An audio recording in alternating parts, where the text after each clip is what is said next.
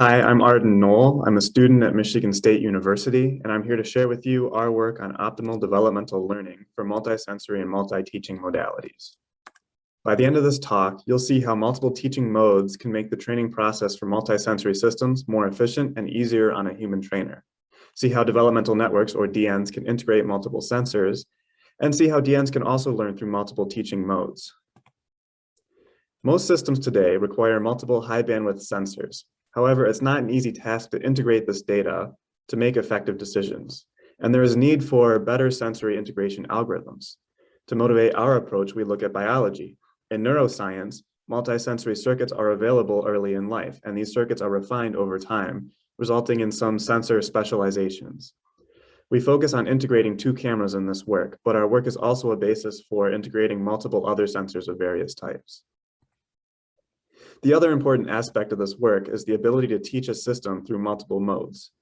While most systems choose either direct supervision or reinforcement as the learning paradigm, the system developed here can learn with either mode at any time, and can also learn the effects of its actions on its environments and develop its vision capabilities through practice. We combine these three modes and make the training process more efficient and easier on the human trainer. We use a three-tuple representation for classifying training types. It consists of Boolean values for S, E, and B. S being 1 means that the internal representation is symbolic. E being 1 means the system is being supervised by forcing its motors to fire a certain way. And B being a 1 means that bias sensors, pain and sweet, are activated. Many methods in traditional AI use a 1-1-0 paradigm, meaning that they use symbolic representation and are effector imposed. However, the DN here uses 0-1-0 for motor supervision, 0-0-1 for reinforcement, and 0-0-0 for a type of learning called communicative learning, or practice. We believe that the communicative learning mode is the future of machine learning because it occurs most often in humans and animals. We developed the system with three mutually conflicting constraints in mind. We aim to develop a visual navigation system that achieves real-time speed, low cost, and high mobility. To help reach these goals, we chose to use a Sony G8142 cell phone and the Genisama VCML100 hardware. We then designed a DN architecture that would require less memory and have better update speed performance. Before we can discuss our specific DN architecture, however, we need background on the DN algorithm. We first initialized the sensor, hidden, and motor areas with K+1 neurons in each predefined competition zone in the hidden area. Each neuron has three weight vectors, one for bottom-up connections, one for lateral connections, and one for top-down connections. We compute each neuron's pre-response by taking the dot product between input vectors and weight vectors and summing these results together through a weighted sum. For this work, we did not use lateral connections and weighed the bottom-up responses more strongly. To perform the top K competition, we find the K neurons with the best pre-responses for each inhibition zone and scale those responses based on how close they are to the K+1th neuron's pre-response. Every neuron outside the top K has its responses set to 0. The winning neurons update their weights according to our Hebbian learning rule. If no neuron has a pre-response higher than a pre-specified value and we have memory available, we create a new neuron to win, update, and learn that input. In this way, the hidden area can grow and develop while the sensor and motor areas remain static. The motor neurons use the hidden neurons as their input and follow the same procedure. This table shows how the DN unfolds over time. Each column in the table can only use the information immediately left column, so the neuron responds in real time. For our DN in this work, we use two 135 by 135 pixel images as a stereo image input. Each image was divided into 9 non-overlapping subwindows, and the corresponding subwindows for the left and right images were matched together. Each of these pairs form the receptive field for a group of neurons, which perform their top K competitions separately from all other groups. In this way, we created 9 separate inhibition zones, one for each subwindow. We gave each of these inhibition zones a max number of 750 neurons, resulting in 6,750 neurons for the entire hidden layer. We also added reinforcement capabilities to this DN. We do not use Q-learning because its states are symbolic, and time discount Q-learning leads to greedy behaviors that don't have appreciation for faraway goals. Instead, the states in the DN are emergent as Z vectors. and the values in the DN are based on learned ways of machine thinking. In reinforcement mode, each motor in the DN can be punished or rewarded. The resulting algorithm is modeled after serotonin and dopamine in the brain. If a motor neuron fires and is punished, its serotonin level increases and its likelihood of firing the next few updates decreases. If a motor neuron fires and is rewarded, its dopamine level increases and its likelihood of firing during the next few updates also increases.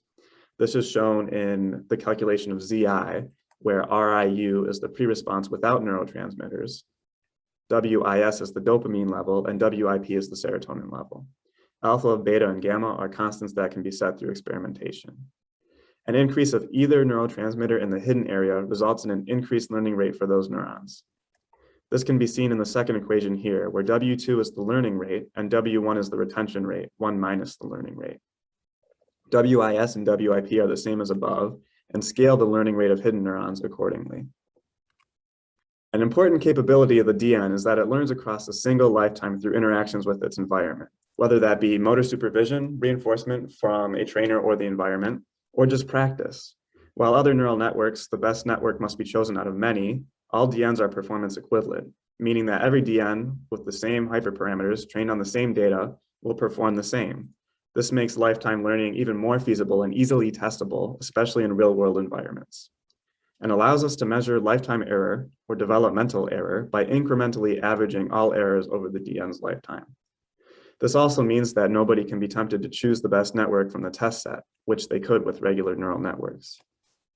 Post-selection is a problematic methodology commonly used in deep learning. In post-selection, many networks of random weights are created and trained on the training set. They are then tested on the validation set, where the best network is selected and its test set results are reported. This method holds a technical flaw in which luck plays too large a part in the final result, making these algorithms seem to perform better than they actually are in practice.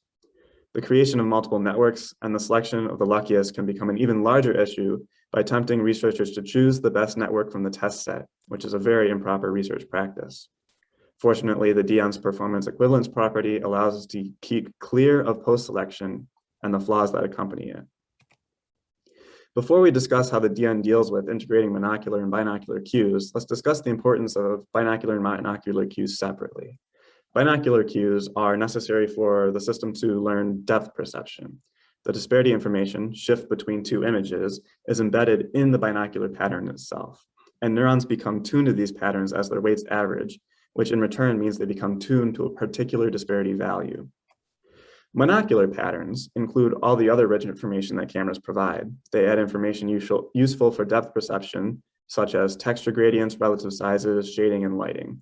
Monocular patterns also provide more context about the scene, such as what's in the scene and where. As we just mentioned, neurons are learning patterns and becoming feature detectors. When a motor neuron fires, it links to the hidden neurons that also fired. This means that when a motor neuron requiring binocular information fires, it will link to those hidden neurons that provide that information. When a motor neuron requiring monocular information fires, it'll link to those hidden neurons that provide monocular information. Irrelevant inputs for the motor neuron will be averaged out over time, meaning the motor neurons can extract the information necessary, monocular, binocular, or both, from hidden neuron firing patterns. For our experiments, we collected 3 stereo image sequences of navigating a walkway. We labeled the disparity of the nearest object in the scene, the heading direction the DN should turn toward, and whether the DN should continue moving forward or stop. We then trained DNs on this data, setting up learning schedules that utilized all 3 learning modes. The learning schedules can be seen here. We split each image sequence into 2 by dividing among odd and even frames, and trained the DN with motor supervision on nav1 even and nav2 even so that all possible motor responses were initialized. We tested the motor supervised DN on all odd sequences so that we could compare how it performs after practice and reinforcement. From there, we copied the DN. We let one copy run through sessions 7 through 14, alternating between practice and testing, and let the other copy go through the same sessions, replacing practice with reinforcement. We used a threshold to decide when to punish and reward the disparity motor and tighten those thresholds over the reinforcement sessions. We punished the other motors whenever they gave the wrong classification and rewarded if it was correct. We found that practice mode improved disparity error because weights were able to generalize through the passive updates, becoming better tuned to certain disparities. We also found that reinforcement was effective and easy, achieving an impressive disparity error of 1.27 pixels on nav3 odd. Overall, our results confirm this multi-teaching paradigm as an effective solution for easing the training process of multisensory systems. When we look into the types of features that neurons developed through these experiments, we found that neurons were able to learn during practice. The right visualization here shows a noise neuron that became tuned to a disparity of 4 during the DN's practice sessions.